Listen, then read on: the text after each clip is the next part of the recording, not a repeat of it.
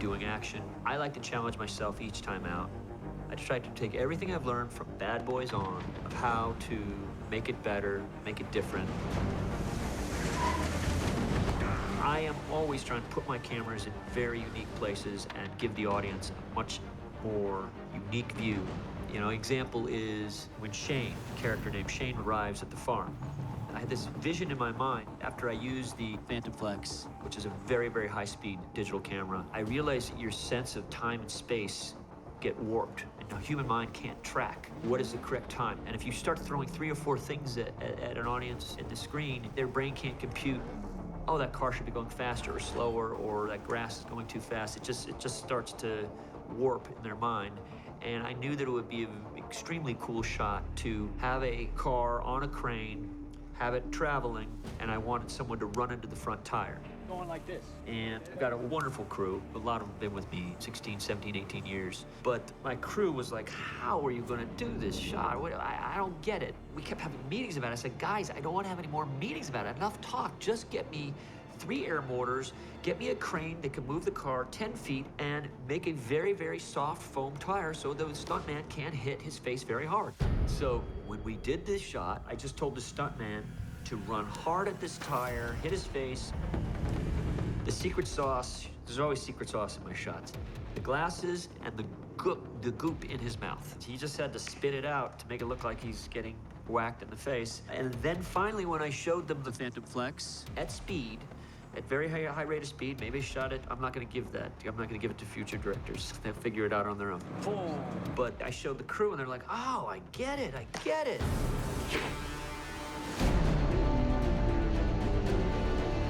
That's great, Jack. You know, I've done enough big scale movies where there's a point when it's just, here's the menu of what I need to make my shots. I will tell you on the day, this is how we're going to do it. And let's cut this meeting short because I have other meetings to attend to.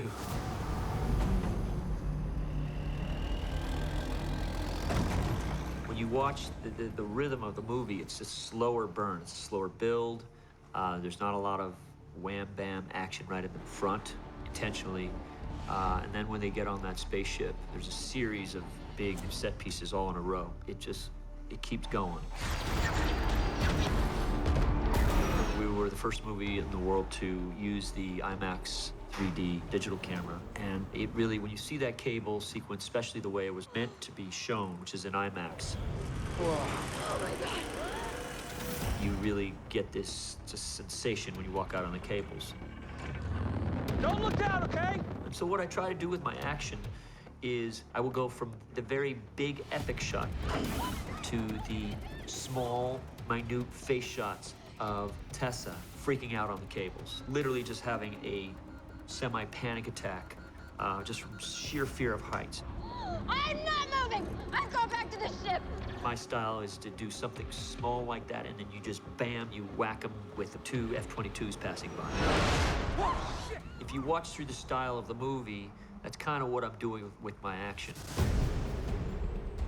In beating out the script, it became apparent very early on that I was zeroing in on a major city that had big green lush hills next to a big urban building area. And that leaves you basically with Rio, Hawaii, Oahu, and Hong Kong. Visually, I'd been to Hong Kong, and I've always thought it was a stupendous place to shoot a movie. Climb, climb, surround them.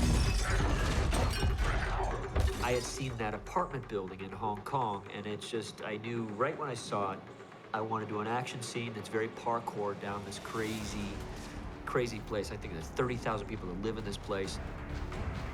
To do this scene, we had to reconstruct a lot of the upper roofs just for weight. We should put a camera while they're getting handheld. They're gonna throw a bunch of stuff off. We'll see it all fall towards us. Once we strengthened the roofs, you then have 2 actors that are scared of heights. That's a whole other issue you gotta deal with.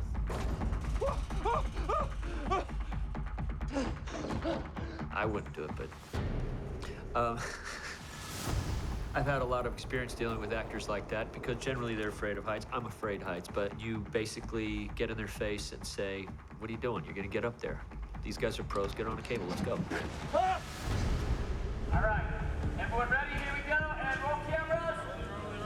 And unbeknownst to me, When you shoot in Hong Kong, they have a whole different style. They are not allowed to lock down anything. No roads, no streets, nothing. And I'm not used to that at all. But an example, a car chase, this is how they do it in Hong Kong. We're shooting on the roads.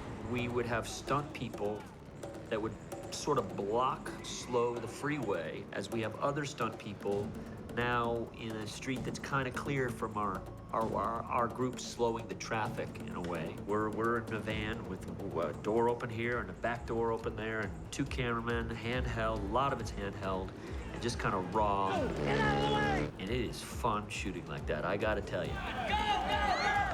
There's a lot of humanity there, and they don't stop for anything. With so much humanity in Hong Kong, we had to supplement Hong Kong by using Detroit. All right, let's go again.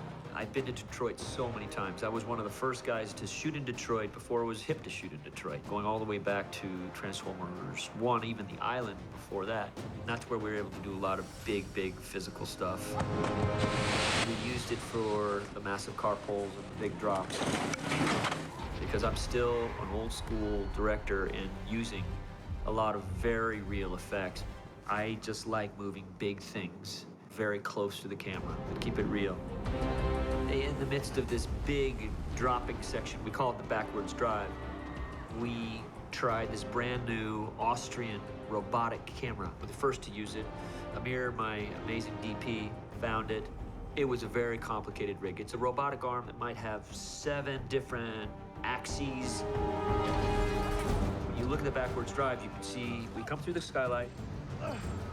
We are looking in the back seat. We kind of pull around Mark, and Mark looks outside the window. That's actually happening, not blue screen. That's all happening when they're really driving and stuff is going on and extras are running around. And again, going from the big epic action outside to the stuff right inside with our people. Oh my God!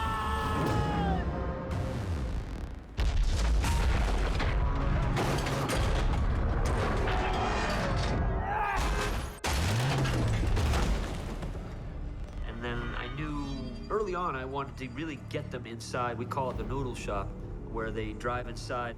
So now we don't have to see the massive world outside. It's a way of being more cost-effective, but still keeping the fear in the audience's minds of what's happening outside as this ship is pulling these soup ladles and the car pulling up through the roof and whatnot. Car!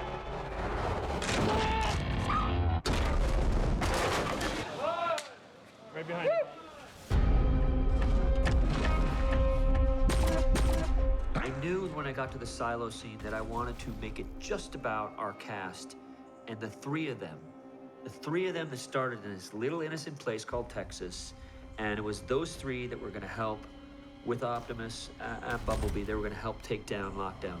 So I wanted a very close quarter kind of fight, and everyone doing kind of the one thing that the best of what they like. Jack being the driver, Mark having that alien gun, and Nicola doing anything to save her dad. Drive!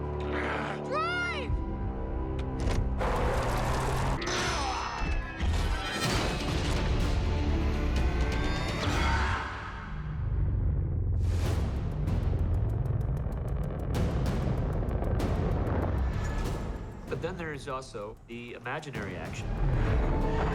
On these days where there's nothing in the frame, and I mean nothing. 2, 1, fire.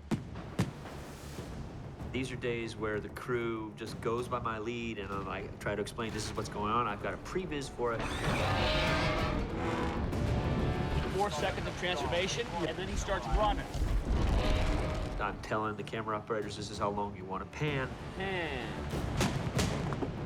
This is how long it's 1, 2, 3, 4, 5. He punches on 2, so you're panning, okay? Believe it or not, it's as simple sometimes as gravity. That's why I have a tennis ball. Throw it up, and you count how many seconds it takes to fall down.